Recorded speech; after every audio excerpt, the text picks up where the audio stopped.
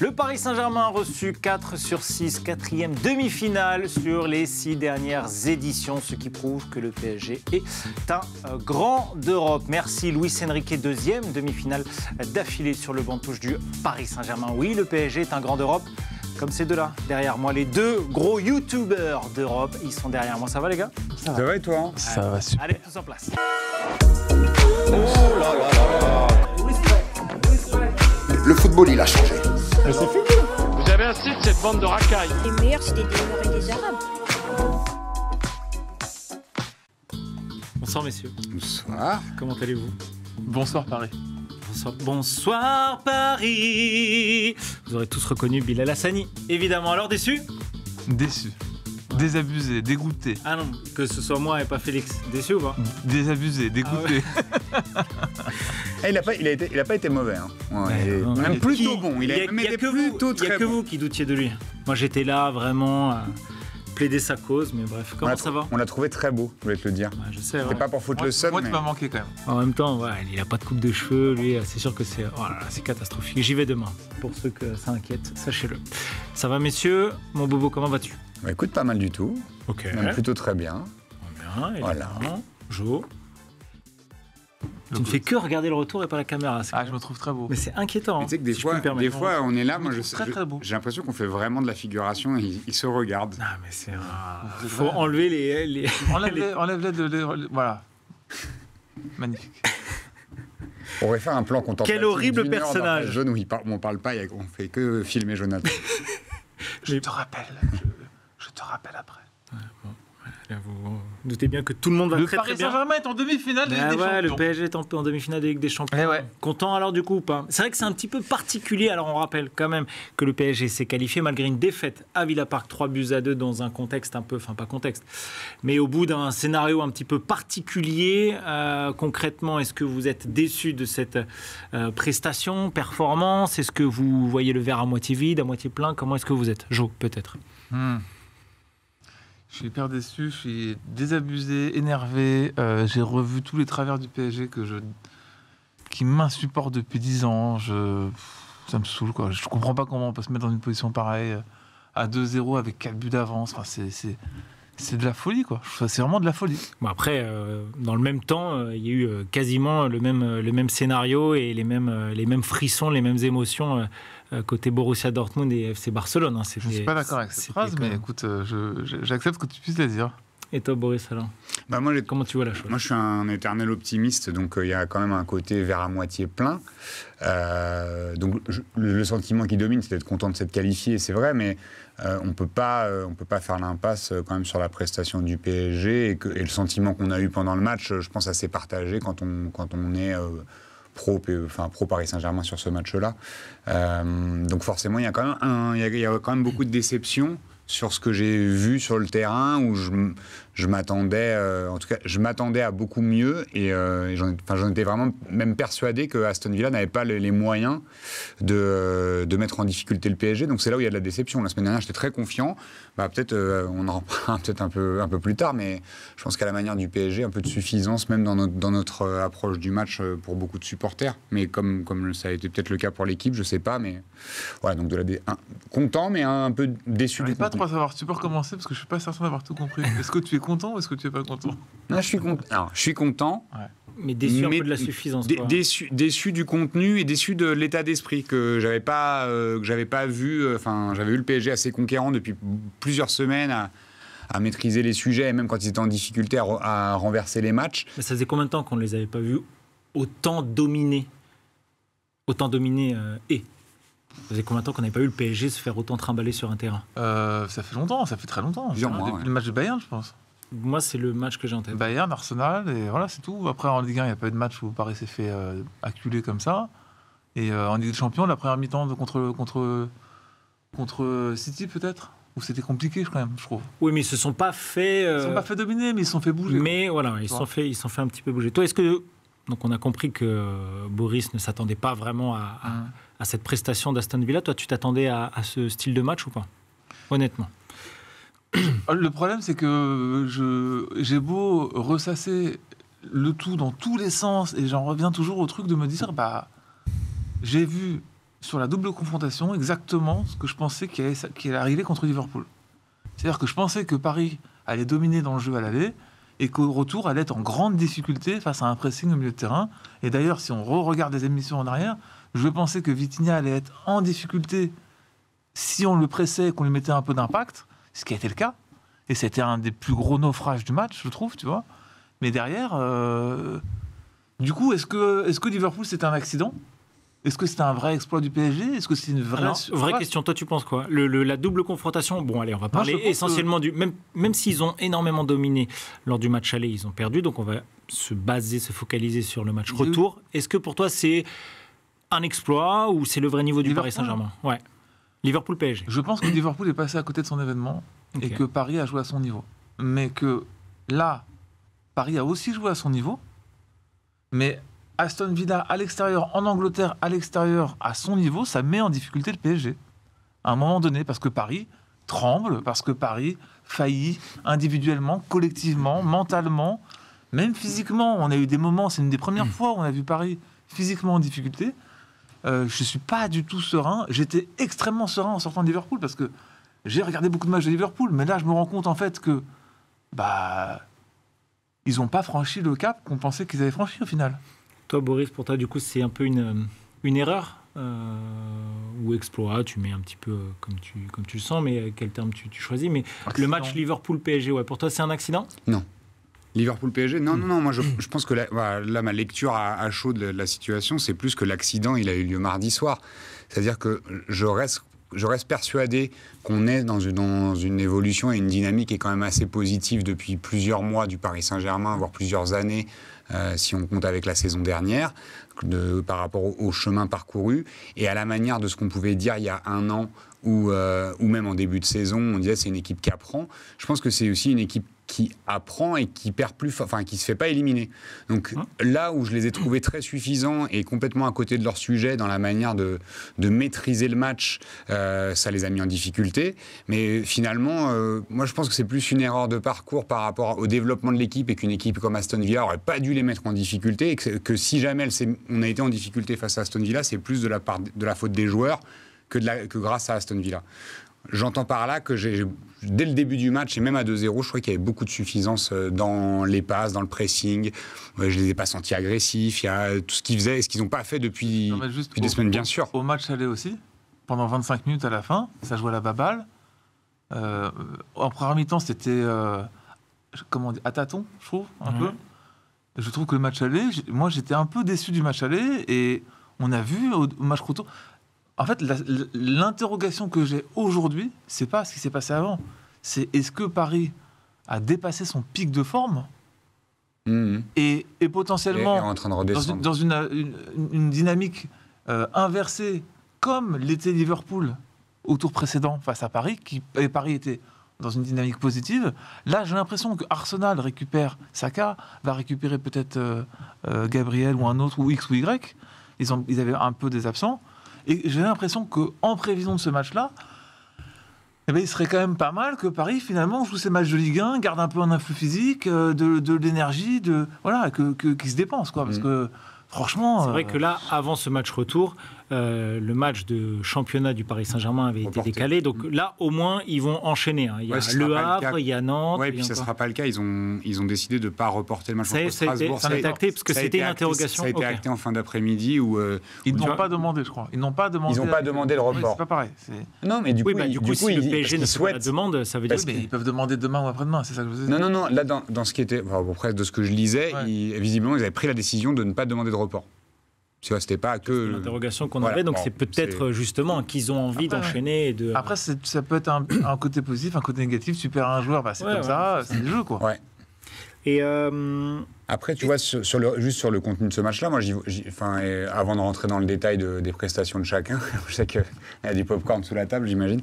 Il y a du sang. Moi, c'est la couleur du sang. Quand je disais je suis un éternel optimiste, c'est aussi que je me dis que c'est le genre pour une équipe aussi jeune, et j'ai envie de le rappeler encore une nouvelle fois que c'est une équipe qui a 23-24 ans de moyenne d'âge. Ouais, 24. Voilà, pour une équipe aussi jeune, tu es obligé d'en passer par là dans la construction de ce que tu es capable de faire. Et que tu vois, les ressorties de balles ou les prises de risque ont été celles de de mardi soir et qui n'ont pas été couronnés de succès parce qu'on a perdu énormément de ballons dans les 30-40 premiers mètres, c'est des choses qui, si ça se trouve, dans un an, seront complètement maîtrisées. C'est les étapes par lesquelles tu passes. Oui, mais là, ton étape de l'année dernière, tu as fait demi. Là, tu es en demi.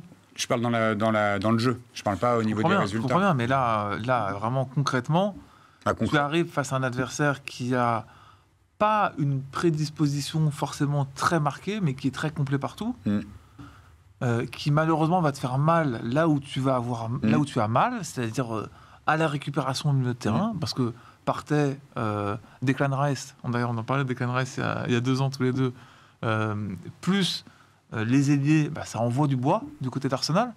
Maintenant, ils ont moins de faculté à marquer des buts, Arsenal. Ils ont plus de mal à marquer des buts. Mais derrière, c'est fort aussi. Donc, franchement, je ne sais pas à quoi m'attendre pour la demi. Tu vois, on verra, on a le temps d'en parler. Mais... Est-ce que vous vous souvenez justement du match aller Arsenal-Paris Saint-Germain? Est-ce que vous vous souvenez de la composition d'équipe ou pas? Alors, non, pas du tout. Il n'y avait pas Ousmane Dembélé, il avait été écarté pour retard à l'entraînement. Ouais, enfin voilà. Mais donc du coup, les 5 de derrière, donc le gardien et les 4 défenseurs, c'était les mêmes. Il y avait Kangin en pointe. Ouais, au milieu de terrain, c'était João Neves, Vitinha et Warren Zaïre-Emery. Sur les côtés, Bradley Barcola, Désiré Doué, qui faisait sa première titularisation en Ligue des Champions. Et en pointe, c'était Kang In-lee. Et Paris avait eu quelques occasions, mais c'était par Hakimi, par Nuno Mendes. Ouais, il s'était fait dominer physiquement. Ouais, c'est vraiment le... Et Arsenal avait réussi à marquer sur ses points forts, c'est-à-dire un coup de pied arrêté. Et ce qui est marrant, c'est, voilà, justement, il y a aussi ça à prendre en compte, c'est que Donnarumma, on peut le dire, c'est le héros d'Anfield, c'est le héros de Villa Park. Et là, il va retourner dans un stade où il a donné le match, quoi. En tout cas, on l'avait un petit peu enterré, quoi, après cette rencontre. Après, il faut quand même s'arrêter sur Donnarumma. C'est très important parce que Donnarumma, tu fais le même match avec un gardien du Paris Saint-Germain qu'on a depuis 40 ans au Paris Saint-Germain. Kevin Trapp, depuis Bernard Lama, quoi, tu vois, grosso modo. Le dernier gardien qu'on avait qui était décisif. Voilà. Le match d'Aston Villa, là, tu le perds 6-2, quoi. On se rend pas compte à quel point on a subi des occasions extraordinairement franches et à quel point il a fait des arrêts extraordinaire. Ça fait plusieurs semaines que je trouve qu'il est dans une montée en puissance Donnarumma qui est assez extraordinaire et qui est du niveau qu'il avait avec l'Italie, où je trouvais qu'avec le Paris Saint-Germain, on avait du mal à le voir décisif comme ça, aussi parce que, je sais pas, à chaque fois qu'on concédait des occasions, on prenait un but à chaque fois. Là, il y a quand même une tendance forte qui s'est inversée. Où une aura. Et il a, depuis Anfield et les tirs au but, le match dans lui-même, plus les tirs au but, plus là, le match contre Aston Villa au retour, il est en train de prendre aussi une autre aura, une autre dimension au Paris Saint-Germain, et j'espère un peu de respect de la part de beaucoup de supporters qui le remettent. Moi, quand j'entends on devrait changer de gardien, je dis, mais il y a qui sur le marché, les gars, vous voulez mettre attention, c'est très récil. Faut aussi, certes, c'est très récent. Certes, mais il est 24 ans, hein, donc mais c'est ça qui est fou. Fantastique. C'est qu'il est hyper jeune, alors même s'il a la tête de quelqu'un de 35 ans. Les cheveux, tu veux dire, de quelqu'un mais de tout, même son visage, c'est fou. Il y a beaucoup de gardiens que Paul Bernardoni, c'était un petit peu ça aussi. Hein, quand tout le monde a appris qu'il avait que 23 ans, c'est. Mais je trouve qu'il est monté en puissance même dans ce qui représente dans l'équipe. Bien sûr. Voilà. C'est très important de souligner que les joueurs ont extraordinairement progressé, et Donnarumma aussi. C'était très compliqué à un certain moment pour lui, et ses performances n'étaient pas bonnes du tout, il faut dire la vérité.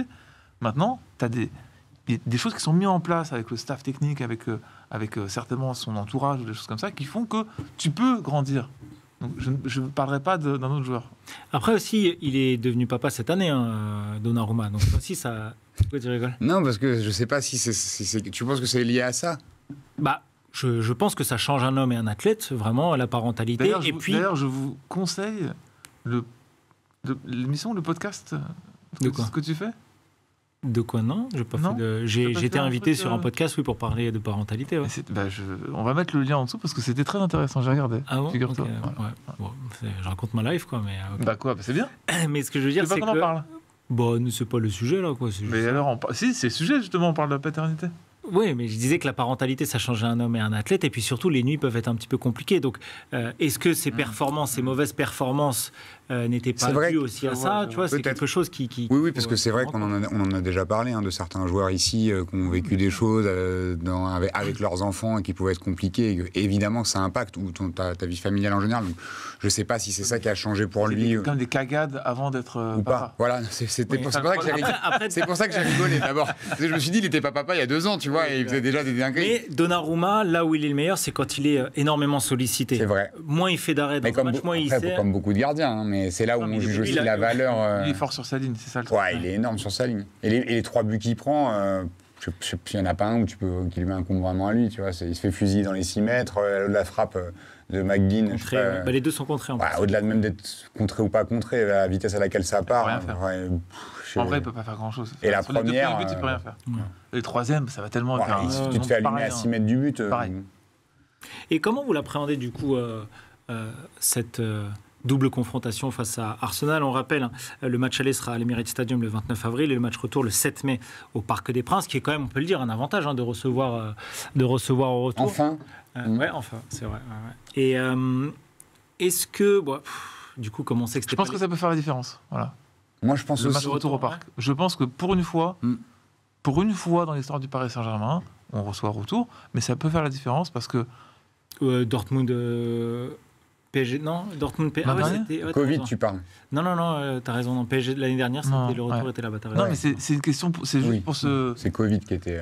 mettre en. Tu sais que tu vas être en difficulté là-bas, parce que encore une fois, il y aura pas l'accident dans le fil, façon de parler.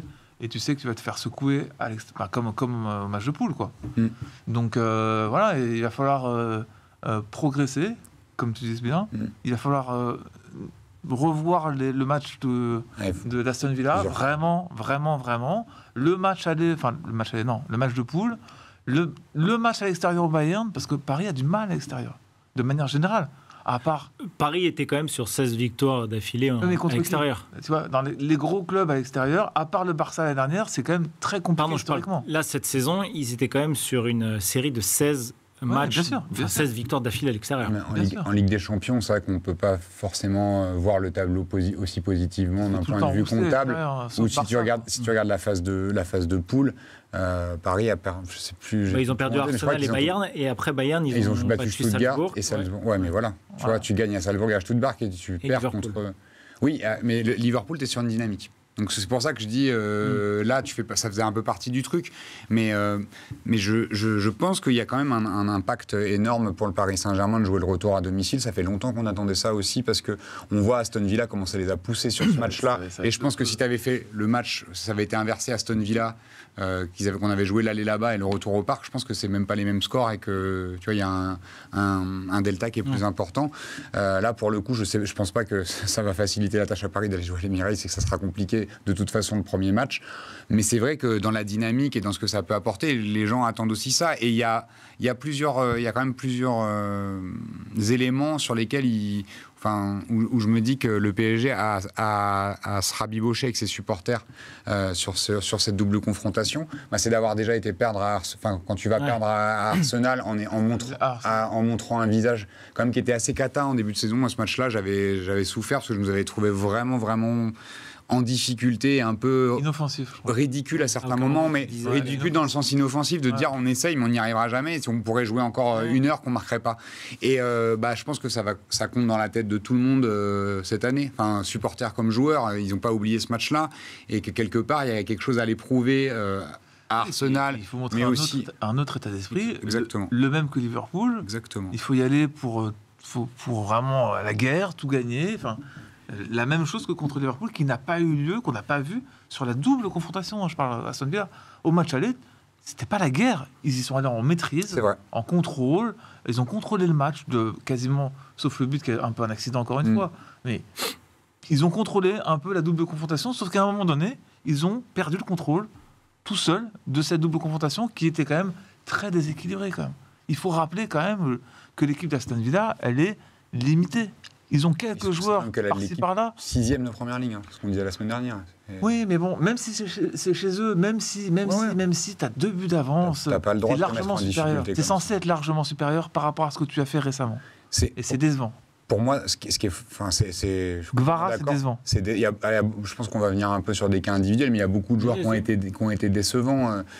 Quand tu arrives à un moment où tu as deux buts d'avance contre Aston Villa et que tu vois le niveau qu'ils ont présenté, à aucun moment tu dois trembler là-bas. Il y a quand même quelque chose qui est assez embêtant. Et moi, j'ai regardé le match avec un pote à la maison, et à un moment, on se regarde. C'est un copain avec qui j'ai regardé la remontada. Je crois qu'on ne regarde pas souvent des matchs ensemble. Et il y a eu un moment où on s'est regardé, on s'est dit non, pas 2 fois quand même. Tu vois, le truc, c'est que le chat. Non, mais le truc, c'est que si cette idée, elle arrive dans ta tête, c'est quand même qu'il y a un truc qui allait vraiment pas dans ce match-là, et qu'on l'a senti tous. Hein, la trace, enfin, tu vois, la petite coulée de sueur en bas du dos, voire en bas, qui commence dans l'arrêt là.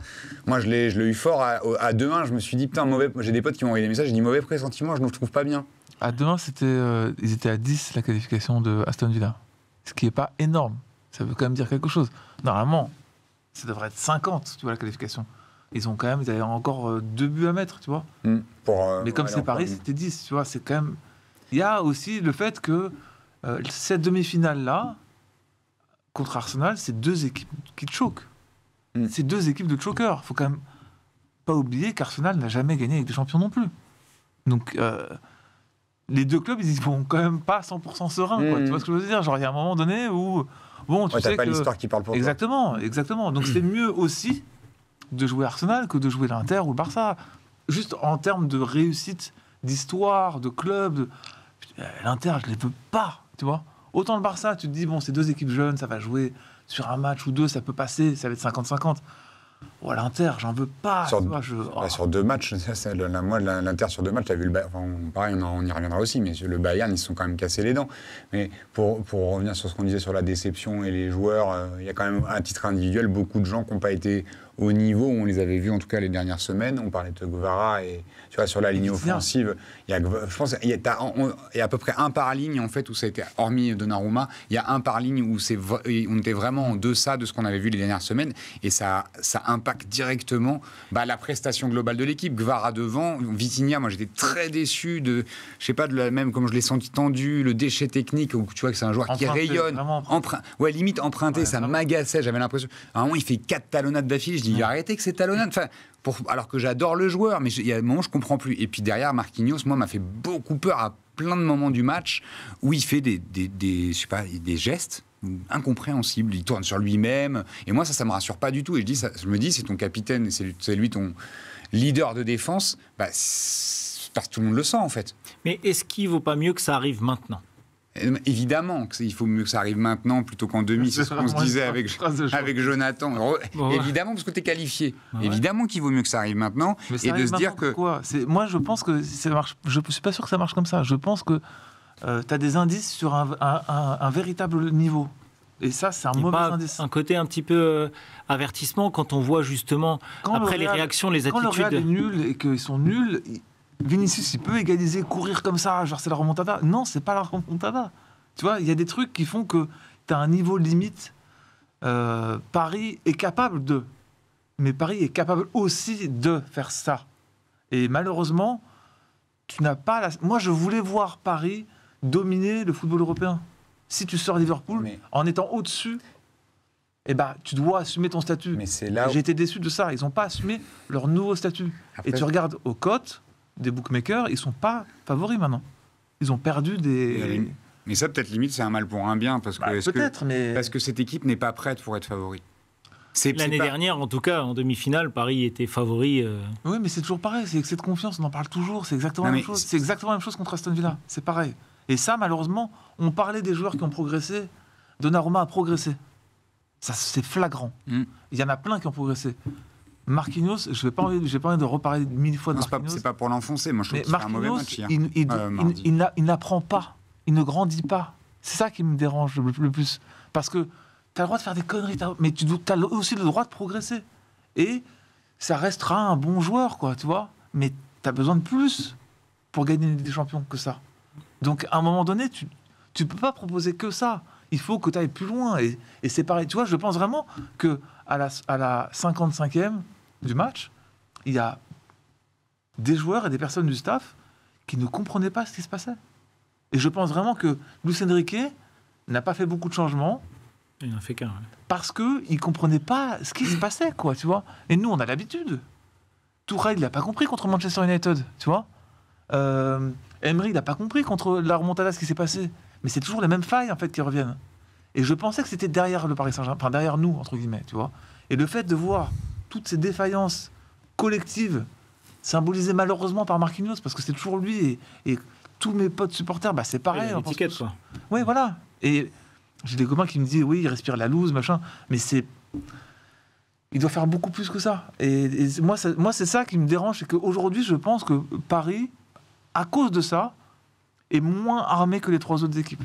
Et j'espère me tromper, mais voilà. Et tu vois, tu parlais de Luis Enrique, justement. Est-ce que lui aussi, il n'a pas manqué son rendez-vous à Villa Park? Alors, sur quel point?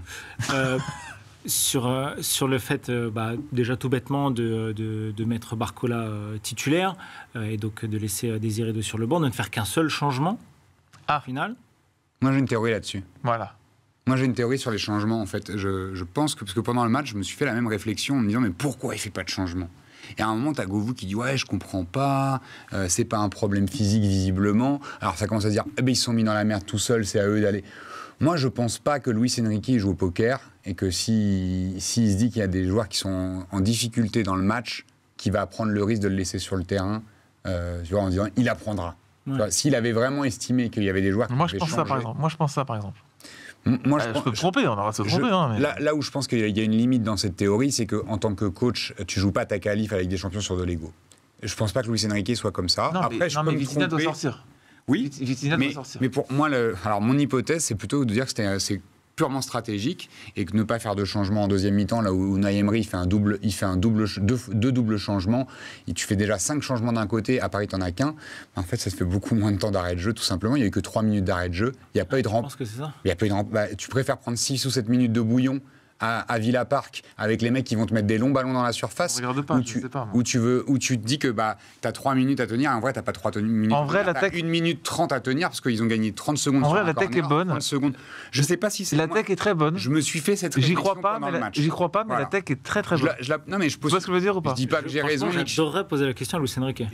Mais je pense que Luis Enrique, il réfléchit pas. Il va. Je n'ai lu ça nulle part et j'ai entendu personne dire ça. Mais moi, je pense que Luis Enrique fait attention à tellement de détails qu'il est capable, en tant qu'entraîneur, de se dire est-ce qu'on peut pas tenir 5 minutes de plus comme ça? Bah si, on peut tenir. Le problème, c'est que tu fais quoi comme changement? Parce que. Moi, je fais rentrer Warren. Oui, mais le problème, c'est que si tu fais rentrer Warren, tu sors Vitinha, qui n'est pas dans son match, mais tu perds un garant de, entre guillemets, celui qui est possible, garder un peu la possession du ballon. Et je me suis fait la même réflexion que toi. Je me suis dit, oui, il faut un mec qui envoie un peu plus, il faut envoyer Warren.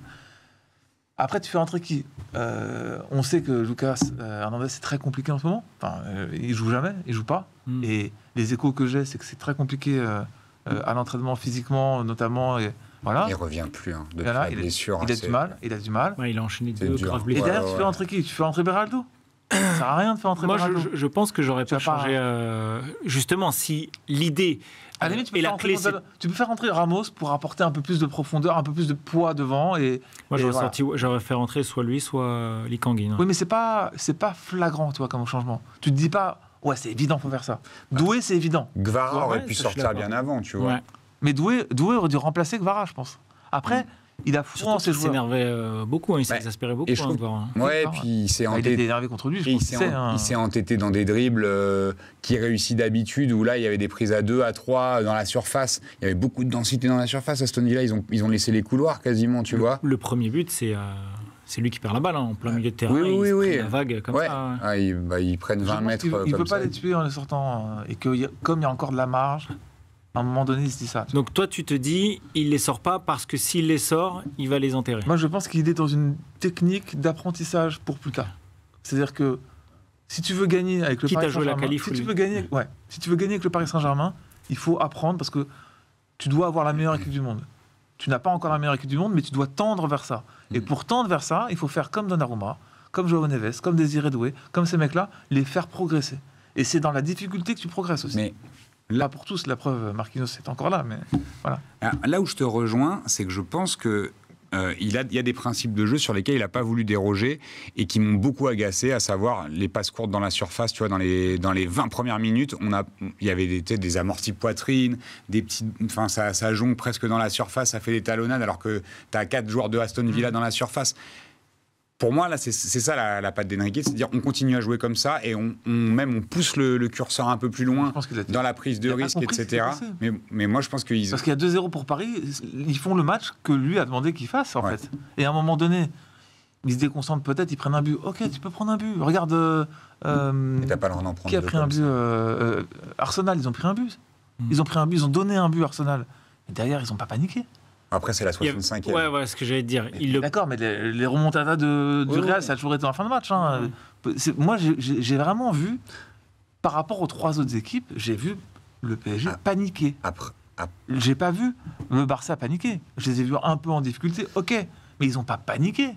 Ils avaient 2 buts d'avance encore. Ah bah, ils prennent 2 buts sur hors-jeu qui sont à un demi-pouce. Okay. Et je pense qu'ils ont bien transpiré des seufs aussi. Hein. Ouais, mais ils n'ont pas paniqué. Je les ai pas vu faire n'importe quoi. Pour l'Inter et pas pour... n'importe quoi, mais c'était compliqué. Hein. Ouais, mais c'est la différence quand même. C'est une vraie diff quand même. Même là où j'ai trouvé l'Inter aussi en difficulté à certains moments du match contre le Bayern, où tu vois... Ouais, mais tu sais qui passe. Oui, alors, il n'y a pas un moment où je me suis dit que l'Inter ne passerait pas. En revanche, je me suis quand même dit, ça, c'est prenable là où je pensais que c'était pas. Enfin, tu vois, il y a quelques trucs où je me suis dit qu'ils avaient été mis en difficulté. Et tu vois, et là, à la différence d'Aston Villa, le Real, c'était catastrophique. Ouais. Tu regardes les buts, ils sont à 3 mètres de chaque joueur à chaque fois. Les buts ou les occasions en général. Il n'y a pas de marquage, il n'y a pas de pressing. Ils se promènent, tout le monde marche sur le terrain. C'était lunaire quand même. Hein. Ouais, non, l'équipe coupée en 2 pendant tout le match, tu dois remonter 3 buts. J'ai jamais vu une équipe sur le terrain du match. On se fait le Real maintenant là un peu. Let's go, ouais. Sauf si vous avez encore des choses à dire sur le PSG, mais... Non, mais on peut... Enfin, je sais pas, pareil, moi, je trouve ça nul, quoi. Nul de passer comme ça. Comment vous la sentez, là, la Je trouve ça nul de passer comme ça pour le sport, déjà, tu vois. Il y a un côté où quand tu passes, tu passes. Passer comme ça, c'est petit. C'est alors, pas... Tu dis quoi de Dortmund, alors ? Dortmund, quoi ? Bah là, ils sont passés... de Barça. Barça, ils ont mis 4-0 à l'aller. Ils ont mis 4-0 à l'aller. Ils ont mis Pedri sur le banc au retour. Enfin, tu vois, c'est pas pareil. C'est pas comparable. Bah oui, quand tu mets 4-0 à l'aller... Ils se font quand même laver... ils perdent 3-1, ils ont encore 2 buts d'avance à la fin. C'est pas pareil. Moi, je trouve pas ça pareil. Moi, j'ai trouvé que le Barça s'était fait peur. Après, le Barça ne m'impressionne pas. Je vous dis, moi, j'étais dithyrambique la semaine dernière sur le Barça. C'est une équipe jeune. C'est l'équipe qui m'a le plus impressionné sur tous les quarts de finale aller. Et ben, je peux dire de manière très tranquille au retour que je les ai trouvés bien en deçà. Pedri sur le banc ou pas, je les ai trouvés bien en deçà. Pedri, c'est vraiment le métronome de l'équipe. Je suis complètement d'accord. Ça change tout. Oui, mais factuellement, moi je crois qu'ils ont pris un coup de chaud et que c'était peut-être, c'est pas loin de faire une erreur en laissant Pedri sur le banc aussi. Parce que si tu prends le 4e... Je suis d'accord. Mais je pense quand même qu'ils ont un peu plus de marge que Paris. C'était la panique totale. Parce que à 3-1, c'est sur le côté, ils prennent un but là, c'est Brand, non non, c'est. Enfin bref, Chez Meilleur, non. Il y en a un qui marque en arrivant sur le côté qui. Moi, je pense que vous avez oublié à quel point Paris est passé sur un fil. Il y a à 3-2, il y a 3 arrêts de zinzin de Donnarumma à 3-2, pas avant. Hein. À 3-2. Moi, je pense que ce que j'essaie de dire dans ce point, c'est pas que le PSG, tu vois, a pas tremblé. Au contraire, moi, le PSG a tremblé, j'ai tremblé. Je pense que tout le monde est d'accord pour le dire. Mais c'est les autres aussi, tu veux dire. Les autres un peu aussi quand même. Et que... Ouais, moi, je pense moins. Mais voilà. Mais oui, mais c'était pas les mêmes oppositions. Tu vois, on parlait du Real, c'était SOS fantôme sur le terrain. Je sais pas s'il y a un joueur qui a couru dans le match. Tu vois, donc on peut pas comparer les dynamiques de dire Arsenal c'est extraordinaire, ils ont battu le Real. Quand tu vois le niveau du Real, ça se trouve Paris aurait fait la même chose. Et là où je vous rejoins, c'est que c'est plus dur d'aller jouer à Aston Villa que d'aller jouer à Dortmund cette saison. Ah bah oui. Par exemple. Donc même si c'est des joueurs un peu moyens aussi, même si, pardon, je vais corriger ce que j'ai dit. Même si Aston Villa a dans son équipe des joueurs un peu moins forts que les autres, ils ont quand même des joueurs Rashford fait un très bon match. J'ai trouvé que, tu vois, comparativement à l'aller... Tielemans aussi. McGinn, il était en sur-régime, mais ça, c'est le genre de match qui... Tu sais, ce genre de gars, ils vont... Tu sais... Ouais, mais vous verrez qu'en demi, il va demander... Arteta, il va demander à jouer sur cette zone de Marquinhos, comme McGinn a joué dans cette zone-là, sur le but. Tout est joué vers Marquinhos. Maintenant, je suis persuadé que dans les staffs des équipes européennes, tout le monde dit la même chose. Ils voient très bien ce qui se passe. Ils voient très bien... C'était contre qui il perd le duel de la tête et, au Darwin Nunez. Voilà, tu vois. Sur le but de Liverpool. C'est qu'à un moment donné, ils le savent, tu vois. Donc, Arsenal, ce sera pareil. Bon, bah, du coup, le PSG affrontera Arsenal en demi-finale. Du coup, le match aller sera l'Emirates Cup le 29 avril. Emirates Stadium le Très 29 bon. avril. J'aimais beaucoup y aller à ce truc-là. Je sais pas si l'Emirates Cup, j'adore. J'ai trouvé ça très sympa. C'était très cool. Les 3 matchs, là. Ouais, c'est très sympa. On découvrait il y a des enfants, t'as les jeunes qui jouent, tu découvres des On avait petits découvert talents. Sankaré, Sankaré, Loris Arnaud aussi. C'était incroyable. 10 000, je l'appelais à moi, 100 carrés. Mamadou Sakho. 100 carrés. 10 000. Wow, ok, très bien. Car Arsenal a éliminé le Real Madrid et pas de retrouvailles entre Kiki de Bondy et le Parc des Princes. Honnêtement, est-ce que c'est pas un petit peu dommage? Bah, si, pour le storytelling, moi j'aurais kiffé. Bah, Ouais. oui. Moi j'aurais préféré que Paris joue le Real et qu'il y ait des retrouvailles entre Mbappé et le PSG. Et puis que ça se règle sur le terrain, tu vois. Les gens ont tellement parlé. Et moi, je lui souhaite pas de mal parce que tu vois, je trouve que c'est un peu facile de lui tomber dessus, de se foutre de sa gueule et dire il a fait le mauvais choix. C'est pas un choix d'une année en plus, c'est un choix de plusieurs saisons. Donc il est arrivé dans un projet entre deux équipes. Et il fera partie du nouveau. Mais ça aurait été beau quand même que Paris joue contre Kylian. Après, il y a quand même un côté. Ouais, mais un peu malsain avec ce qui se passe quand même. Moi, je trouve ça mal. Oui, mais après, d'être content de ce. Non, c'est pas ça. Je veux dire, je trouve ça. Je suis aussi content qu'il s'évite parce que entre l'histoire, entre lui administrativement et le club, Nasser et lui, c'est aussi pas plus mal qu'on parle pas de ça tout le temps. Sinon, on aurait fait que reparler de ça. Enfin, pas nous, mais sûr, hein. tu vois. Et ça aurait cassé la tête de moi, tout je te le monde. parlais de foot. Je parlais pas justement que ça se règle sur le terrain. Ouais, moi, les histoires de l'argent, tu sais quoi. Si je pense que Paris les aurait c'est son oseille qui les prenne. Enfin, moi, j'ai pas d'avis là-dessus. Moi, qu'il les demande s'il y a droit. Et puis, ils sont tellement mauvais que Paris les aurait sortis. Donc, oui, c'est pas impossible. Et justement, il y a quand même le spectre d'une saison blanche pour le Real Madrid et donc Kylian Mbappé. Ouais, il y a la finale de la Coupe du Roi, mais bon, j'ai du mal à imaginer quand même le Real Madrid dans cet état-là. Ouais. Surtout avec les précédents classicos, battre le FC Barcelone. Ils sont à 4 points du leader barcelonais. Là, Mbappé est blessé / suspendu. Ouais, mais d'ailleurs, j'ai trouvé ça un peu... il fait un attentat quand même. Il prend son carton rouge. Ouais. La suspension a été réduite pour qu'il joue le classico. Ouais. C'est quand même... Scandaleux. L'argent. Après, ça dépend de ce que l'arbitre rédige dans son rapport. Et au fonction de ce qu'il a rédigé dans son rapport, ça ne valait administrativement qu'un match. Tout à fait. Après, le Real, en réalité, c'est pas la première fois de son histoire qu'il connaît des trous d'air après des périodes fastes. Et là, ça arrive parce que aussi, encore une fois, tu es dans un creux... entre deux équipes. On savait que l'après-Kroos, il serait compliqué. L'après-Modric aussi. Là, c'est comme si Modric était quand même plus là. C'est pas le Modric qu'on a connu rayonnant. Donc on a beau voir son nom sur la feuille de match. C'est pas la même influence dans le jeu. Et ça leur manque énormément aussi. Et le Real, cette année, je pense qu'il va pas se passer grand-chose. Je me fais pas trop de soucis pour eux. Je pense que l'année prochaine, il y aura des nouveaux joueurs, un nouveau coach. Et vous imaginez pas dynamique. ce Real-là faire la même saison l'année prochaine? Ce Real-là, mais ce ne sera pas ce Real-là. En fait, j'ai déjà été extrêmement surpris qu'ils recrutent personne au mercato d'hiver parce que il n'y a aucun joueur qui est garant du jeu. C'est-à-dire que tu regardais le match contre Arsenal. C'était Brahim Diaz ou Arda Güler, a priori. Ouais, mais bon, tu vois, ils sont pas sur le terrain, quoi qu'il arrive. Même si ça pourrait être eux. Et en face, t'as Odegaard qui était chez eux. Et c'est un symbole de fou de voir qu'ils l'ont prêté pendant des années, Odegaard. Et c'est exactement le profil qui leur manque. Il leur manque un joueur créatif au milieu de terrain qui est capable de dicter le tempo d'une... Enfin, on en parle souvent de ce type de joueur. Avec Bellingham, mais... Non, mais Bellingham, c'est un box-to-box extrêmement puissant. C'est un autre profil. T'as besoin d'un mec, un Modric, t'as besoin d'un mec qui soit capable de garder le ballon, de faire vivre l'équipe, de faire respirer le ballon. Je me calme, là. C'est trop beau. Non, mais tu vois ce que je veux dire? T'as besoin de ce mec-là. Ah bah, je suis complètement d'accord. Et là, les changements qu'il fait, il ramène que des bouchées. Il met ses ballos... à la place de Vasquez en mettant Valverde derrière droit. Enfin, ça sert à rien. Pour que Valverde soit... Et puis ça sert à rien. Il soit fautif sur le but en plus. Non, mais ça sert à rien surtout de faire ça. Tu changes pas l'équipe. Enfin, tu changes rien dans l'équipe. Tu appauvris encore à la limite un peu plus ton milieu. Mais tu vois, c'est ça aussi. Tu vois, quand tu regardes l'effectif et comment il est construit et que tu vois, alors Valverde commence par arrière droit, mais il finit arrière droit et c'est lui qui couvre sur le but de Saka. Bah, tu vois, il n'y a pas de mystère, en fait. Ouais, Tu vois que cette équipe, elle est très limitée et qu'ils n'ont pas construit pour cette... Enfin, j'ai pas l'impression qu'ils aient construit sur cette saison. Bien content qu'ils hormis aient- recruter Mbappé, enfin, tu vois, libre, il n'y a personne qui est arrivé de particulièrement... Tu vois, il n'y a pas de nom ronflant qui est venu renforcer l'effectif, quoi. Et il faudrait changer quoi pour l'année prochaine, selon vous? Ouais, ils ont Ouais, moi, je suis bien content qu'ils soient dehors parce qu'ils ont beaucoup de joueurs Ils sont exécrables cette saison. Ils sont vraiment exécrables. Moi, je vois pas Vinicius. Et je me demande comment ils vont gérer Vinicius et Mbappé quand même. Parce que. Ouais, il n'y a pas que lui, parce que moi, Même franchement, Rodrigo. Hein, Mais même. Carvaral à la mi-temps, on en parle. On peut en parler. Carvaral qui prend en grippe Saka parce qu'il a tenté une panenka.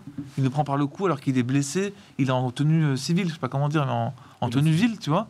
Il le prend comme ça, il s'embrouille avec lui. Mais il on est où, là risque, il risque une suspension. Hein. Mais on est où Normal, enfin, en même temps. mais même tout le match, là, le penalty. Mais il y a penalty. C'est des tarés, franchement. Ils viennent à 15 sur l'arbitre et tout. Il y a 100 fois penalty pour Arsenal. 100 fois. Il le tient quand même pendant au moins 5 pendant ou 6 longtemps, secondes. C'est long, 5 ou 6 secondes à tirer un maillot. il a un bras comme ça, il saute et il se jette par terre. Je veux bien qu'il ait la main là, mais il n'y a aucun mouvement qui fait que tu fais ça, en fait. Et surtout, tu vois. ça dure une seconde. En fait, il met la main, il l'enlève. Là où. Et quand même, Asensio, il le tire, il est sur le short, sur le maillot. Enfin, Non, il y avait faute sur Asensio, je crois, d'ailleurs. Il y avait plus pénalty sur Asensio. À un moment où il se fait tirer le maillot, etc. Ah, tu veux dire faute sur Asensio, pas faute de Sur Asensio, une autre ouais, action. exactement. Pardon. Mais bon, bref, tu peux pas. J'ai regardé le match avec des copains madrilènes. Chaque action, c'est pénal. Enfin, qu'est-ce que tu me racontes? Parle-moi du match, joue au football, respecte le football. Personne. Ils étaient en train de demander des pénaux à chaque action. Et Ça, c'est mauvaise habitude. Ça. Mais bien sûr. Ils ont été mal habitués. C'est dramatique. Et du coup, donc toi, c'est un peu ce que tu disais. Est-ce qu'au final, on n'a pas les 4 meilleures équipes du moment en demi-finale sur le plan footballistique? Ah, il y a Liverpool quand même qu'il faut mettre un peu. On ne sait pas trop où ils sont, quoi. Tu les mets où, Liverpool? Le problème, c'est que Liverpool. Je les mets en dessous des 4 équipes qui sont en 2000. En ce moment, tu veux dire? Parce qu'ils sont quand même largement en avance sur Arsenal. Donc Oui, je suis d'accord. Mais je trouve que d'un point de vue football, ballon, vraiment, identité de jeu, je prends plus de plaisir à regarder les 4 équipes qui sont en demi-finale que Liverpool. Même en championnat, parce que Arsenal, pour les regarder quand même régulièrement, c'est bien, mais c'est pas non la plus... L'Atlético, par exemple, ça joue bien, je trouve, moi. Ok. Avec, comment il s'appelle, l'Argentin devant? Alvarez, Griezmann. Je trouve que c'est une équipe qui joue très bien, par exemple. Ça ne veut pas dire que Paris se qualifiera, hein, mais je trouve que dans les styles de jeu, dans le plaisir que je prends et où que c'est solide, etc., je trouve que c'est Arsenal qui est peut-être celle qui est un poil en dessous, vraiment un poil. Et encore une fois, ça ne veut pas dire qu'ils vont pas sortir le PSG. Hein. Mais tu vois, l'Inter a une philosophie de jeu, une identité, tu les vois jouer, tu sais que c'est l'Inter. Tu vois, c'est hyper solide, et puis tu as Lautaro. C'est direct, c'est léché quand même. Moi je trouve que tu vois bien leur fonctionnement, et ils ont des joueurs très forts à tous les postes. Oui, tu dis que Barella, c'était le meilleur milieu du monde en ce moment. Hein. Bah ouais, moi je pense qu'en tout cas, il est dans un... Là, quand tu vois le match qu'il fait encore contre le Bayern, mec avec j'arrive jamais à le dire. Çalhanoğlu, il y a trop de moi je suis toujours Çalhanoğlu, je trouve que c'est qui fait un match quand même assez propre, et que c'est pas un joueur qui est pas un nom ronflant. Bah alors attends, justement. Et tu rames Lautaro. Çalhanoğlu, il se prend pour Zidane. Enfin, je sais pas si tu es au courant de ça quand même. Genre, ça fait des années et des années qu'il se met au niveau des plus grands joueurs de Serie A, de l'histoire. Ah bon? Mais parce que je pense que il a un côté un peu prophète en son pays, et il est mais t'es d'accord, adulé. Oui, mais c'est justement aussi pour ça que le Milan n'a pas forcément voulu, comment dire, le garder. Enfin oui, voilà, prolonger, l'augmenter et tout. Et il avait ce côté où il avait un peu la grosse tête, et il choisissait un peu ses matchs. Genre, il se prend pour Zidane, genre. Comme James Rodriguez qui fait ses interviews qui est au niveau de Zidane, tu vois. Mais et à côté, hein, tu as le Barça où c'est quand même bien identifié. Tu vois que le jeu direct, c'est une dinguerie. Les 1 contre 1 côté Yamal, c'est une dinguerie. La profondeur Rafinha, c'est une dinguerie. Enfin, tu vois, j'ai hâte de voir Inter-Barça, parce que c'est 2 styles complètement différents, mais 2 équipes énormes. J'ai beaucoup plus envie de voir ce match que de voir l'autre. PSG, Arsenal. Enfin, ça m'excite plus Inter-Barça sur le papier, dans l'opposition de style, et voir qui est-ce qui va en sortir vainqueur, parce qu'encore une fois, tu vois, l'Inter, on les décrivait comme frileux, où tout était fermé. Pour moi, c'est vraiment 50-50. Ça. Et contre contre le Bayern, je les trouvais vraiment solides, malgré les buts. Les cotes sont largement en faveur de Barcelone. C'est 1,40 contre... mais parce que c'est la hype de Yamal, c'est la hype de... Non, parce qu'ils ont une attaque de fou. Oui, mais ils ont une défense de fou. Si on, à l'inverse, l'Inter, enfin, c'est un. Je suis d'accord, mais on va dire une animation défensive, parce que c'est vrai que si tu prends je trouve qu'on sous-estime l'attaque du Barça, qui pour moi sous-estime. Vraiment. Mais non, ils sont monstrueux. Personne ne les sous-estime d'Europe. Qui les sous-estime? Donc c'est pour ça. Tout le monde dit que c'est les mêmes. Même les trois de devant. Non, il y en a beaucoup qui parlent du PSG, il y en a beaucoup qui parlent. Non. Non. Très bien alors. Pas ici, hein. Non, mais très bien, parce que c'est vraiment très fort devant. T'étais là la semaine dernière sur ce qu'on disait sur le Barça. Au contraire, moi, je pense qu'on est tous dithyrambiques et on prend beaucoup de plaisir. Mais moi, j'ai j'ai pris du plaisir sur l'Inter et sur l'animation défensive, là où si je prends individuellement chaque joueur, je suis pas non plus emballé plus que ça. À part Bastoni, peut-être, tu vois, derrière. Sommer, tu sais, quand il était à Dortmund, il m'a jamais fait kiffer particulièrement. Là, je le trouve bon, mais c'est pas non plus le meilleur gardien du monde. Pavard, il était en difficulté. Pavard, voilà. Mais en fait, quand tu prends l'animation défensive en général, c'est quand même hyper impressionnant. Il faut aussi montrer aux gens qui disent qu'ils en peuvent plus du 3-5-2 ou du 5-3-2 que ça peut aussi bien jouer au football dans cette animation-là. Les Marseillais que j'embrasse, qui critiquent tout le temps des Herbis parce qu'ils jouent à 3 derrière, mais qui regardent l'Inter. Ouais, après, ils n'ont pas Thuram et Lautaro. Je suis d'accord avec toi, mais c'est une preuve aussi que ça fonctionne. 3 défenseurs, 2 pistons, etc. Tu vois, surtout que dans ce système-là, il se projette énormément. Moi, je vois Bastoni très régulièrement. Très haut. Hein. C'est lui qui joue les touches offensives et tout. Bien sûr. Mais je vais quand même revenir sur Mbappé, parce que on évite le sujet depuis tout à l'heure, mais je trouve ça très compliqué d'expliquer ce joueur au grand public, parce que on a adulé en France Zidane, qui était le meilleur joueur du monde, mais par son talent pur.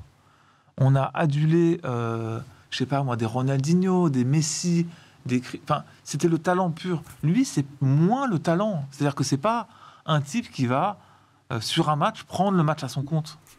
Et je pense que lui-même aussi se trompe là-dessus. Parce que Cristiano Ronaldo, au Real Madrid, au grand Real Madrid, il faisait la différence, mais il n'était pas tout seul. Et là, quand je vois jouer Mbappé, quand il fait une passe, c'est pour provoquer un 1-2. C'est pour sa gueule, tu vois. C'est pas pour faire jouer. C'est pas pour faire jouer l'équipe. C'est pas pour sublimer les autres. Alors, je dis pas que Cristiano le faisait, parce qu'il le faisait pas forcément non plus, mais il avait une équipe derrière lui, Cristiano. Il avait une équipe de fous. Il avait le fameux milieu, Casemiro, Kroos, Modric, tu vois. Il avait une équipe incroyable avec il est Ozil aussi, il est Mesut Ozil. Hein. Oui, mais avec des joueurs, c'est ce que j'allais dire justement, avec des joueurs qui t'apportent quelque chose collectivement aussi. Même un Gareth Bale, Gareth Bale, il faisait des centres de fou à chaque fois, ce que ne fait pas Vinicius. Tu vois, Vinicius, c'est quelqu'un aussi d'individuel.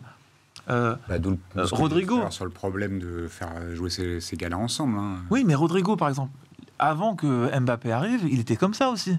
Rodrigo, il a toujours voulu exister au Real Madrid. Vinicius, il a toujours voulu se mettre en avant. Il a fait des différences tout seul. Mais parce qu'il y avait Kroos derrière au milieu de terrain. Et puis, il y avait pas tous les blessés qu'ils ont eu derrière aussi. Là, ils ont une défense, mais c'est dramatique, la défense du Real. La défense du Real, depuis 2 mois... Depuis la blessure de là-bas. Depuis la blessure des Militao, depuis la blessure de... Militao. Je les enchaîne tous. Carvajal. Carvajal. Oui, mais Carvajal aussi, c'est une saison blanche quasiment, tu vois. Donc tu te dis vraiment, la position aujourd'hui, le positionnement d'Mbappé, c'est pas de dire que c'est le meilleur joueur du monde. Parce que c'est pas clairement le meilleur joueur du monde. Nous, en France, on a adulé Zidane. Après, les gens disaient, oui, mais Thierry Henry, Thierry Henry, il a toujours été un peu discuté parce que c'était pas le meilleur joueur du monde. Parce qu'il n'était pas... et donc on ne s'est pas placé Mbappé, je trouve. Mbappé, c'est un excellent joueur. Alors, il y en a qui disent que c'est pas un avançant, il y en a qui disent que c'est un mec qui joue à gauche, ou qu'il faut jouer à 2 pointes pour qu'il soit en parfaite harmonie avec son football. C'est juste un excellent joueur qui doit être mis dans les meilleures dispositions. Le seul problème que je trouve qu'il a, c'est qu'il joue trop pour sa gueule. C'est le seul truc. Physiquement, il est là. Mentalement, c'est un champion. C'est une star. Mais... là, l'équipe, elle ne peut pas marcher comme ça, c'est impossible. Étonnamment, je trouve qu'avec Courtois, c'était peut-être le meilleur madrilène sur la double confrontation, hein, Mbappé. Il a fait quoi au match retour ?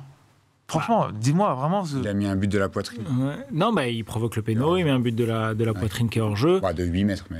Oui, mais Non, bon. mais oui, mais il n'y a rien, c'est maigre quand même. Alors, Je dis pas que le Real a fait un bon match. Je dis qu'en tout cas, c'était dans l'attitude, dans les courses, dans les efforts. Je trouve que c'était celui qui se donnait le plus. Mais moi, franchement, je trouve moi, je trouve vraiment qu'il n'y avait rien, quoi. Mais après, il y a eu un tir cadré en 90 minutes, après, quoi, je pense quasiment. que tu as tout dit quand tu as dit CR7, l'époque où il était le meilleur, c'est aussi parce qu'il avait des joueurs extraordinaires derrière lui, que Mbappé n'en reste pas moins un joueur extraordinaire. Alors maintenant, on est en train de chercher le nouveau meilleur joueur du monde parce qu'on a été habitué pendant 15-20 ans à avoir deux mecs qui se tiraient la bourre, mais je tiens juste à rappeler qu'avant que ce soit CR7 ou Messi, le meilleur joueur du monde, il changeait tous les ans quasiment, parce qu'on n'avait pas... Et le meilleur joueur du monde, c'était pas un mec qui stat. C'était juste un talent pur. Et que c'était aussi un peu concordant avec une saison réussie. Tu vois, les joueurs qui étaient Ballon d'Or, c'est parce que c'était d'excellents joueurs qui faisaient des saisons extraordinaires sur cette saison-là et qui étaient... du coup récompensé au titre de meilleur joueur du monde sur une année. Aujourd'hui, de vouloir chercher le nouveau meilleur joueur du monde, je pense qu'on se trompe parce qu'on a été habitué à CR7 et Messi. Mbappé, il fait partie des meilleurs attaquants du monde, mais cette année, il est dans une équipe qui tourne pas et du coup, il est assez quelconque. Voilà. Mais il va quand même mettre 40 buts. Non, mais quand je dis quelconque par rapport à ses capacités et ce qu'il pourrait amener dans une équipe qui tourne, ça ne veut pas dire qu'il... En tout cas, dans les gros matchs... Oui, c'est ce que j'allais dire, ça fait quand même longtemps qu'il n'est pas décisif. Peut-être que c'est aussi ça, la limite de Mbappé. Contre City, il a mis 3 buts. Oui, mais bon, City, c'était une catastrophe. Donc, C'est quand la dernière fois où Mbappé vous a choqué? C'est une bonne dans le bon sens, tu veux dire? Oui, dans le bon sens, parce que ça fait longtemps. Je pense Si, il met des buts de temps en temps qui sont impressionnants. À Barcelone, avec le PSG, quand il met son triplé, là. Moi, j'aurais dit France-Argentine, quand même. Ouais. Je pensais en club, pardon. Non, mais pour moi, la dernière fois où vraiment il m'a choqué, je me suis dit, waouh. Le PSG Barcelone, c'est quelle année? C'est avant, c'est avant le France-Argentine? Ouais, j'aurais dit 2021, non? Ah non, toi, tu parles de la Montjuic? Ouais. Ah bah non, c'est la saison dernière. C'est pas là qu'il met un triplé, je confonds les matchs. Si, c'est là qu'il met un triplé. Attends, il met doublé ou triplé? J'arrive pas. Il y a trop de matchs. Je confonds les années. Je suis désolé. J'arrive pas à trouver un moment où il m'a choqué. France-Argentine, oui, mais moi j'aurais dit sinon le Barça-PSG, ce match-là, où il empile les buts et il prend le match à son compte. Mais c'est vrai que moi j'ai moins vu les matchs avec le Real cette année, donc je serais moins catégorique, tu vois, de dire peut-être il a fait des trucs cette année choquants et je les ai pas vus. Le problème, c'est qu'il joue pas son jeu qu'il doit jouer, quoi. Il veut jouer 9, alors que c'est pas un 10. Depuis qu'il est dans l'axe, moi j'adore ce joueur sur le côté et je trouve que c'est là qu'il est. Non, mais il peut partir du côté comme Dembélé peut le faire quand il est à son. Tu vois, il faut qu'il ait une vraie équipe. Et moi, je pense vraiment qu'il peut le faire, mais il faut qu'il soit moins perso, quoi. Là, je suis d'accord que c'était pas un des pires, tu vois. Mais le problème, c'est qu'à chaque fois qu'il tente un truc, il la donne pour faire un 1-2. Frérot, donne-la juste pour la donner. Moi, je trouve ça fou, tu vois. Je comprends pas ce football-là.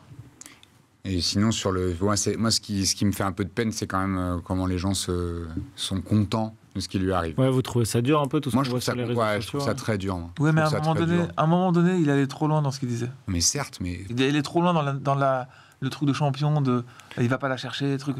Au bout d'un moment, c'était trop.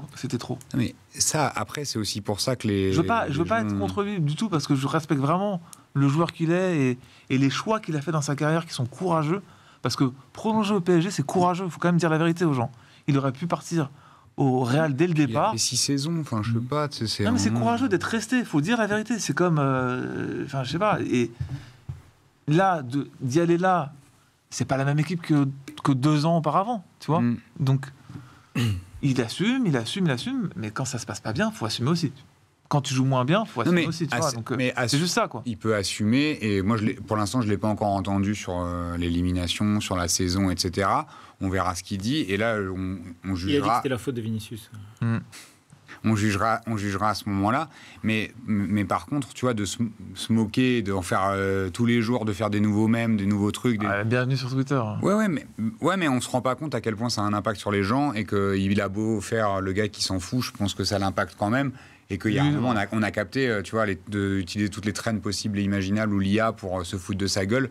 Moi, j'avoue, je dois pas être assez sur Twitter, mais à la limite, tant mieux, parce que moi, j'avoue, ça m'intéresse pas trop, ça. Non, mais je pense que l'époque est comme ça et que... Ouais, sûrement, mais... Declan Rice, on a vu des milliers de mèmes, c'est comme ça.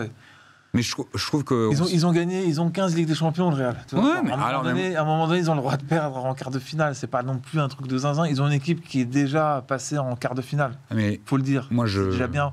Vu le niveau qu'ils ont Ils ont failli ne pas se qualifier. Bah, bien sûr. Mais pour moi, c'est pas le même sujet. C'est-à-dire que qui se qualifie pas. Moi, j'aime le Real, c'est pas une Non, mais équipe je que vois ce que j'aime tu veux dire, particulièrement. En plus, limite, moi, ça m'agace. J'ai l'air d'avoir l'impression qu'ils sont toujours avantagés, etc.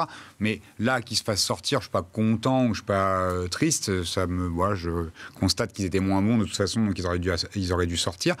C'est là où j'attire l'attention, c'est plus sur l'acharnement qu'on peut avoir sur des personnes quand on pense qu'il était la frustration qui était générée avant, qu'il a mérité. Et en fait, il n'a pas mérité. C'est un choix de carrière, c'est un choix de contrat. Oui, mais d'accord, mais il faut aussi dire. Je suis d'accord avec toi, mais il faut aussi dire que l'univers Mbappé n'est pas non plus tout rose. Certes, mais... Oui, mais c'est important. Oui, mais ça ne justifiera jamais un achat. Il y a eu Caen, le club de Caen. Ouais, il y a eu beaucoup de choses cette saison et les saisons précédentes depuis 2-3 ans. Mais bizarrement, depuis la finale de la Coupe du Monde, depuis son prime, entre guillemets, il a cassé la tête de beaucoup de gens. Oui, mais... Ce qui n'est pas mon cas, mais je comprends. Mais... Je ne suis pas d'accord en disant... c'est pas pour autant qu'il faut faire des trucs comme ça et le persécuter. Je suis d'accord avec toi. Je trouve que c'est de l'acharnement en fait. Ouais, comme c'est de l'acharnement sur tous les joueurs, chaque semaine, il y a un nouveau joueur qui est une tête de turc et qui s'en prend plein la gueule. Moi, c'est juste un truc, je trouve que c'est démesuré. Voilà, je trouve que c'est démesuré. Ça me fait rire une fois, mais quand j'en vois 12... Franchement, en Europe, il s'est rien pris en Europe. C'est juste nous, franco-français, mais il les voit même pas. C'est déjà fini. 2 jours après, c'est déjà fini. Hein. Là, c'est juste qu'on est le lendemain du truc. Il faudrait vérifier quand même ce qu'ils se sont dit sur Chiringuito. Hein. Ils ont fait que parler des Declan Rice qui a...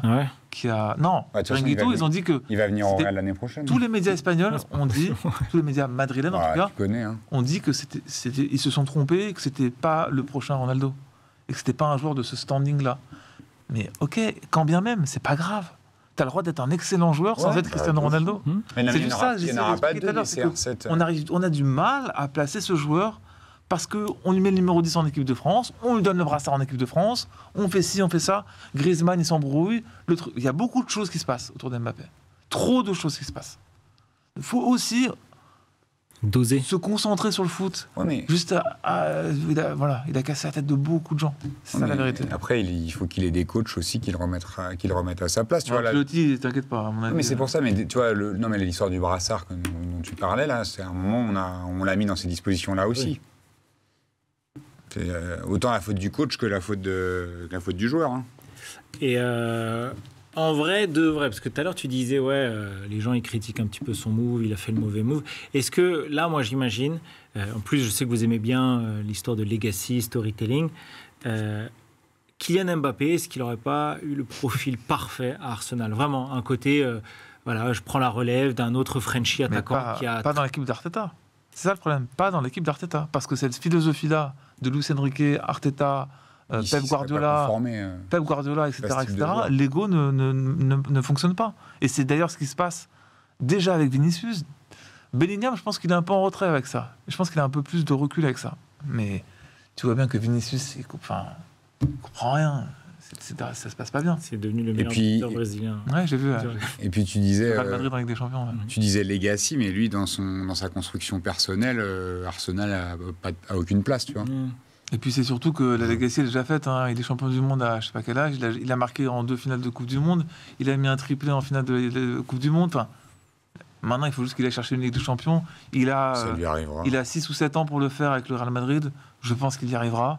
Parce que le Real va mettre un paquet de pognon pendant 2 ans pour reconstruire une équipe monstrueuse autour de lui. Exactement. Et là, il va performer. Et il gagnera sa Ligue. C'est juste que le seul problème, ça le sera sûrement, tu vois. Mais bon. Le seul problème, c'est que son trajet pour aller jusque-là est différent des autres. C'est tout. Ouais. Mais je trouve ses choix courageux. Donc je dis les côtés positifs, ce que j'aime pas et tout. Il y a pas de... Et toute personne n'est parfait, quoi. Je vois que le temps file. Est-ce qu'on fait un point Road to J32 ou non? J'ai l'impression que c'est plus vraiment d'actu, là. Le Road to J33, on fera la semaine prochaine. Non, mais ouais, je sais pas. Vous avez des choses à dire sur la Ligue 1 sur non, sur. Bah, non, Il s'est quand même passé beaucoup de choses en Ligue 1 ce week-end. Hein. Ouais. Le week-end dernier, ouais. Oui, parce que bon, à Paris, il ne jouait pas, mais il y a quand même eu. Alors, on peut être très bref. Alors, Mani, je vais te demander de nous mettre le classement de la Ligue 1. Marseille gagnerait, Marseille a pris une tôle à Monaco. Hein. Moi, j'ai dit nul, ouais. Alors, je voyais Marseille gagner. Hein. Voilà, on rappelle quand même que le Paris Saint-Germain est d'ores et déjà champion de France. Le dauphin du PSG a changé dû à la victoire nette et sans bavure de l'AS Monaco contre l'Olympique de Marseille. Lyon a repris sa place de 4e devant le LOSC. Strasbourg et Nice, qui étaient plutôt bien partis, se retrouvent 7e. Alors, on ne va pas refaire ce micmac. Strasbourg a raté le coche quand même. Ouais, Strasbourg a raté le coche à la dernière avec seconde. la dernière seconde, hein, parce que sinon, ils sont devant Lyon. Hein. Allez, on est à... Ils sont devant l'OM. Hein. On est à quelques... Mais en vrai, là, je suis en train de regarder le classement en même temps, mais il est logique le classement, là? Vraiment, là, si t'arrêtes maintenant, là. Non. Ça va, hein, en vrai. Ouais. Parce que Lyon, ils sont quand même dans une sacrée dynamique, faut le dire. Tu vois, donc, ça va dépendre un petit peu du résultat. Alors, pour être totalement transparent, on est jeudi soir, on est 48 heures après la qualification du Paris Saint-Germain. Donc, en ce moment même, Lyon est en train de jouer contre Manchester United. Donc, je pense que la qualification, enfin, en tout cas, le résultat... Ils jouent où, Lyon, ce week-end? Comment? Ils jouent où, Lyon, ce week-end? Ce week-end, Lyon, que je te dise pas de bêtises. Est-ce qu'on peut avoir le calendrier de Lyon, mon cher Mani Pezetch, qui est à la Real Saint-Etienne, le derby. Donc en fait, tout se joue là. C'est charnière, oui. Tout se joue là pour l'Olympique Lyonnais. Après, il peut faire un nul contre Lens, tu vois, c'est pas très grave, mais ils enchaînent quand même des gros. Hein. Là, il y a United, Saint-Etienne, Rennes et Lille. Hein, moi, je trouve le classement de Ligue 1 très, très logique aujourd'hui. Je pense que Marseille va remonter. Encore une fois, bon, c'est peut-être décalé d'une semaine, mais je pense qu'ils vont quand même retrouver une dynamique, que ça va jouer comme prévu depuis le départ pour la deuxième place entre Marseille et Monaco. Au début de la saison, tu penses que ça joue entre ces deux équipes, et que derrière, tu as toujours une quatrième équipe qui sort, qui peut être ou le retour de Lyon, ce qui serait quand même une bonne nouvelle pour le championnat de France, parce que c'est quand même un club historique qui a des moyens, une grosse formation, et quand même un gros club quand même en France. Et puis qui a toujours performé en Ligue des Champions. Ouais, et puis et sur la scène européenne. Ils sont jamais passés au travers. Hein. Ils ont fait demi. Il y a des matchs références contre des quarts. Voilà, et encore dernièrement, je dis pas ça. Je dis pas ça contre un club ou contre un autre, parce que Lille a été un étendard magnifique français comme Brest l'a été, mais surtout Lille. Cette saison, elle a commencé fin juillet pour Lille. Donc je serais content que ce soit Lille aussi, tu vois, mais Strasbourg, ça me dérangeait un peu pour ce côté. Les joueurs vont être tradés cet été, ce sera pas la même équipe l'année prochaine. Je vois pas l'intérêt. Il n'aime pas les belles histoires. Mais c'est pas une belle histoire pour moi, Strasbourg. Brest, c'était une belle histoire. Strasbourg, c'est un budget qui a été gonflé. C'est pas pareil. Ouais, mais ça fait partie. Aujourd'hui, c'est une autre économie dans le football et une autre mécanique.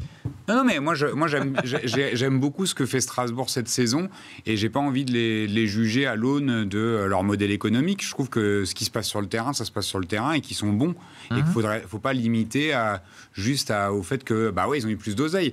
On voit qu'on a des clubs qui ont plus d'argent que Strasbourg et qui n'arrivent pas particulièrement à jouer bien. C'est vrai.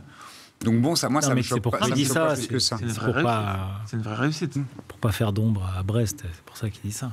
Donc allez rapidement, si tu peux nous remettre, s'il te plaît, Mani, le classement à l'instant T. Non, en fait, c'est ça. Strasbourg, ils sont 6e. Strasbourg, je crois que c'est entre Strasbourg et Nice que ça se joue. Là, on a le classement des budgets de Ligue 1 quasiment. Donc il n'y a pas une équipe. Je pense qu'il manque Rennes quand même. Oui, mais ils sont dans le même wagon, tu vois. C'est ça que je veux te dire. Il n'y a pas une équipe qui n'a rien à faire là. Tu vois, c'est ça que je veux te dire.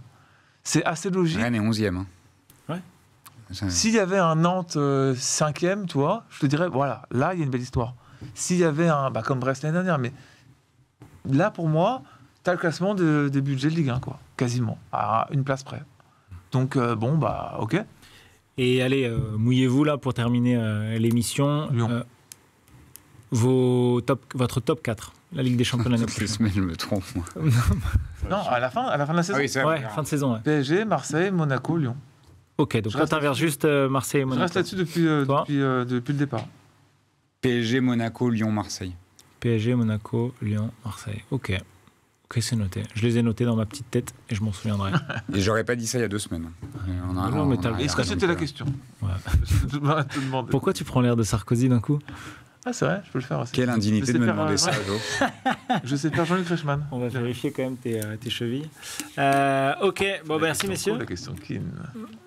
La question coquine. Allez, on va vite arrêter avant que ça dérape. Merci messieurs, c'était Merci à top. toi. On Ah, se tu nous avais retrouve. Ah, manqué. mais non, mais quand même. Ah oui, bah faut le oui. dire. Bah Voilà, lundi. Ah bah oui. On a plein de choses aussi, enfin surtout une chose en particulier, on vous en avait parlé, on sera aux Folies Bergères pour Champions Rire, c'est lundi le 21 avril, donc c'est d'ores et déjà complet, donc c'est un petit peu trop tard pour prendre votre place, mais bon, c'est jamais tenter votre Est-ce que chance. tu as un numéro de stand-up? Moi Parce que comme tu es au Blanc Manteau régulièrement, je me demandais si tu faisais la Champions Oh, le Rire cette CC année. qui t'a mis là. Oh, C'est dingue, énorme. c'est dingue, voilà, j'ai envie de quitter le plateau tout de suite. Donc bref, voilà, on a encore plein de choses qui nous attendent et voilà, qui vous attendent. Évidemment, vous êtes de plus en plus nombreux encore à nous suivre sur chacun des réseaux sociaux, sur YouTube. Aussi, on avoisine, on approche doucement mais sûrement les 300 000 abonnés. Donc, Même on n'arrive pas à faire le dernier, tu vois, la dernière marche. on est un peu comme Paris, tu vois, ce fameux câble, Ouais. quoi, ce fameux plafond vert, on n'arrive pas. Mais bon, on le fera. Voilà. N'hésitez pas à vous abonner, activer la cloche, comme d'habitude. Merci messieurs, on se retrouve très vite. Enfin, nous, Merci. on se voit lundi, bien sûr, pour Champions Rire avec toute l'équipe des copains de Mosaïque 75. Salut les gars, salut tout le monde. Ciao, ciao.